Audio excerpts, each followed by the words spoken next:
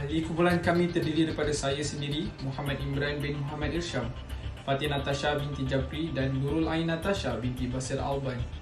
Kami merupakan pelajar ijazah sarjana muda jurusan pemasaran digital di UiTM kampus Gamai. Pada era pasca moden kini, media sosial adalah satu teknologi yang tidak asing bagi setiap individu di seluruh pelosok dunia. Media sosial didefinisikan sebagai laman web atau alat internet yang membolehkan perkongsian pelbagai jenis kandungan seperti gambar, pautan video dan juga pendapat antara pengguna. Berdasarkan artikel Berita Harian September 2021, Malaysia mempunyai seramai 28 juta pengguna media sosial. Ketua Setiausaha Kementerian Komunikasi dan Multimedia iaitu Datuk Seri Muhammad Mentek turut menyatakan bahawa dapatan statistik juga menjadikan rakyat Malaysia adalah antara negara yang bergiat paling aktif dalam penggunaan media sosial. Bilangan pengguna turut meningkat sebanyak 2 juta atau 7% dalam tempoh setahun dari tahun 2020. Hal ini kerana disebabkan dengan keadaan semasa negara yang berdepan dengan isu global iaitu pandemik COVID-19. Perkembangan penggunaan media sosial ini turut memberi implikasi yang besar terhadap berita-berita yang disebarkan di semua platform media sosial. Berita palsu merupakan isu yang hangat sewaktu pandemik kerana berita dapat disebarkan dengan pantas tanpa mempunyai apa-apa tapisan. Berdasarkan Ensiklopedia Titanica 2021, berita palsu didefinisikan sebagai berita atau perkara yang tidak benar atau tidak tepat yang disebarkan menggunakan berbagai portal berita, media dan rangkaian sosial dengan tujuan untuk memanipulasi pendapat umum dan memperoleh faedah daripadanya. Justru tidak dinafikan fenomena hubungan dan komunikasi dalam dunia talian yang semakin popular ini menyebabkan cabaran berita palsu semakin meningkat secara universal. Kemajuan teknologi telah menyebabkan pelbagai perubahan dalam berbagai sektor di mana semua sektor dan industri kini mula mengaplikasikan teknologi dalam kegiatan perniagaan mereka. Perubahan yang ketara ini telah menyebabkan ramai orang bergantung kepada media massa sebagai sumber pendapatan dan mereka sangat bersungguh untuk mencari cara bagi mendapatkan perhatian. Perkara ini telah menimbulkan satu kebimbangan kerana mereka sanggup untuk melakukan apa-apa sahaja demi perhatian walaupun perkara itu jelas melanggar etika dan peradaban. Antara perkara yang sering dilakukan untuk menarik perhatian adalah tidak lain dan tidak bukan penyebaran berita palsu. Hal ini berlaku kerana pengguna media massa sering kali tertarik dengan isu serta perbicaraan yang sedang hangat. Maka, satu cara yang mudah bagi mereka untuk menarik perhatian orang ramai adalah dengan membicarakan tentang isu hangat tersebut tanpa usul periksa meskipun isu tersebut sememangnya tiada kepastian.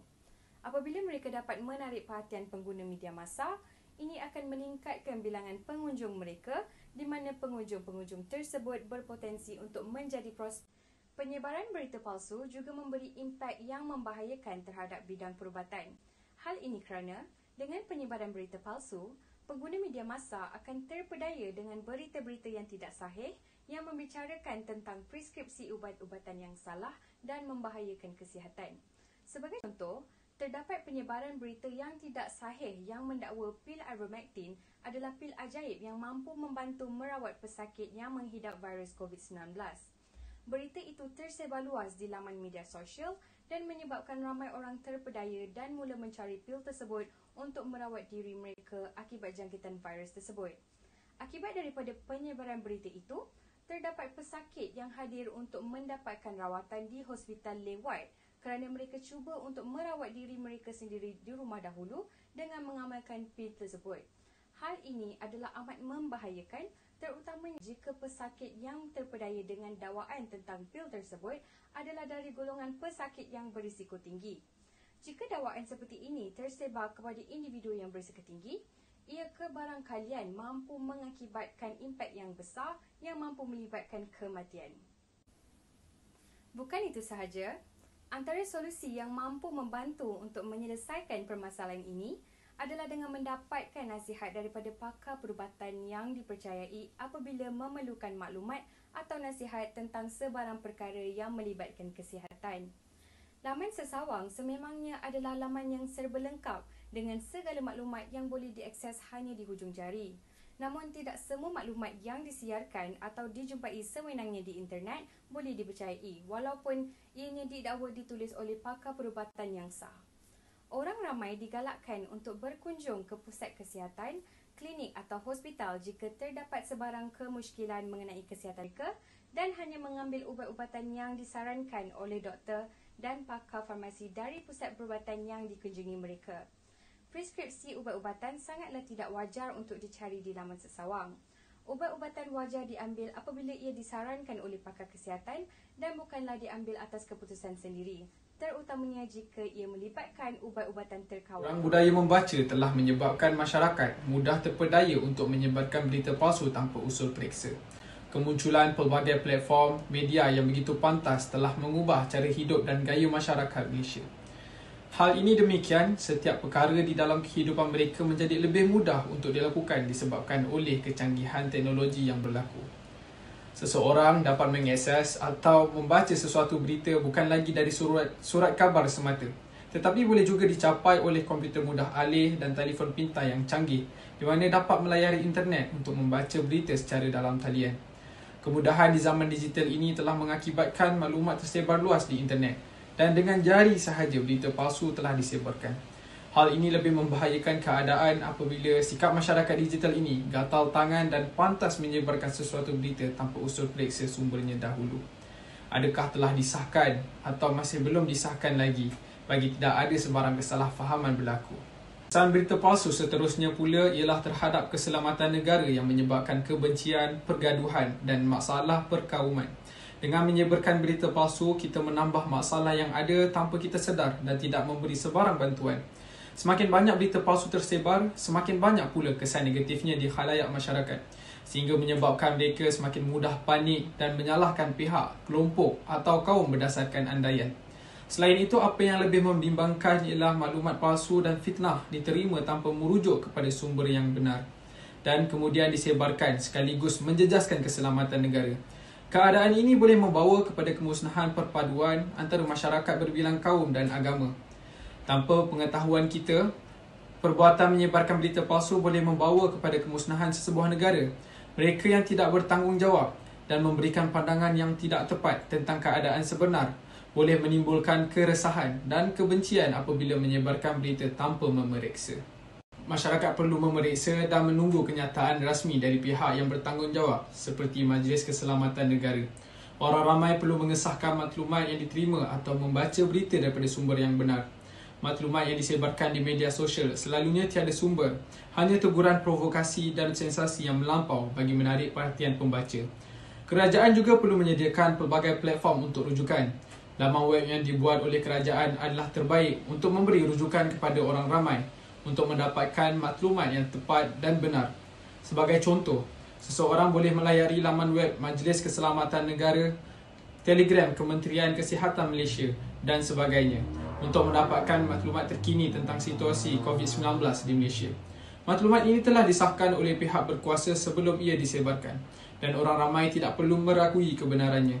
Oleh itu, rakyat Malaysia dikehendaki berhenti menyebarkan sebarang maklumat yang tidak mempunyai sumber yang benar dan boleh menimbulkan kekeliruan dan kebimbangan kepada orang ramai. Sebaran berita palsu ialah disebabkan penggunaan media sosial tanpa tapisan secara mendalam untuk semua peringkat umur dan juga kandungan yang dimuat naik. Dapati, masyarakat tidak peka terhadap had umur minima untuk penggunaan media sosial. Berdasarkan artikel Mstar Online, Harati Azizan di Malaysia, hampir 250,000 kanak-kanak yang berusia seawal 7 tahun telah mendaftar akaun Facebook dengan memasukkan tarikh lahir mereka. Ini bermakna seawal usia tersebut, mereka terdedah terhadap pelbagai jenis kandungan Facebook tanpa tapisan kandungan yang sepatutnya. Dengan itu, mereka lebih terdedah untuk menyebarkan berita palsu kerana belum matang untuk membezakan perkara tersebut adalah sahih ataupun tidak. Selain itu, kandungan yang dibuat naik oleh pengguna media sosial tidak ditapis secara mendalam. Hal ini kerana mereka menganggap bahawa penyebaran berita palsu adalah suatu perkara yang biasa dan bukanlah satu jenayah. Dengan itu, mereka berasa bebas untuk bersuara atau memuat naik apa-apa kandungan yang mereka anggap benar walaupun ia merupakan sesuatu perkara yang salah. Kesan ketara ialah memberi kesan kepada sektor ekonomi lebih-lebih lagi semasa pandemik COVID-19.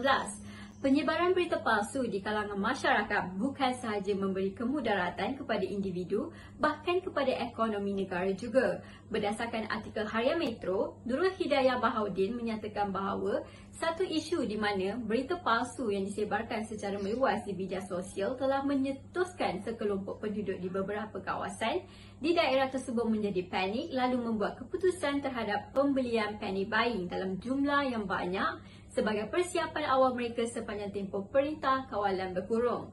Masyarakat berebut-rebut membeli barang kerana berasa takut kehabisan keperluan barang harian disebabkan terpedaya dengan berita palsu. Ia turut memberi implikasi kepada sektor ekonomi di mana harga barang keperluan meningkat secara mendadak dan menyebabkan inflasi di Malaysia.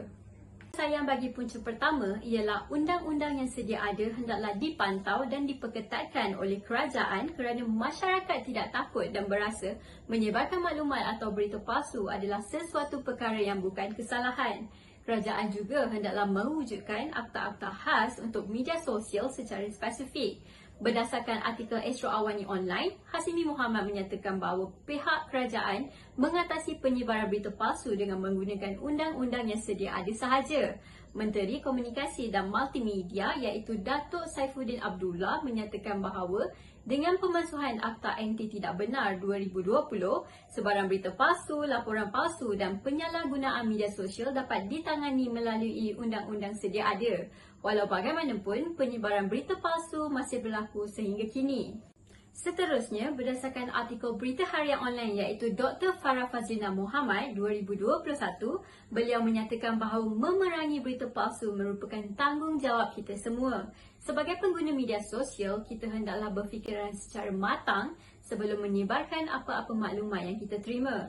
Semua patut sedar bahawa penggunaan media sosial sepatutnya secara berpada-pada dan tidak boleh mengambil remeh terhadap setiap komen dan kritikan yang diberikan sebagai satu perkara yang kecil jika ia berbau fitnah atau palsu. Oleh itu, ia menunjukkan bahawa pentingnya kematangan sikap dalam kalangan masyarakat di media sosial.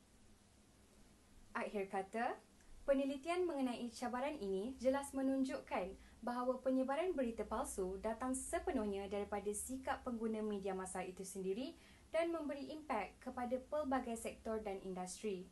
Maka, ini bermakna ia juga mampu dibendung dengan mengawal sikap pengguna media masa itu dengan mewujudkan undang-undang yang berkenaan serta kawalan yang lebih ketat. Pihak yang berkenaan haruslah mengambil tindakan serta inisiatif yang sewajarnya dan bergiat dengan lebih aktif bagi mengatasi masalah ini.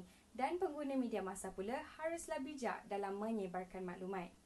Isu yang telah melibatkan bukan sahaja peringkat negara, malah peringkat global ini tidak mampu diatasi hanya oleh sebahagian pihak.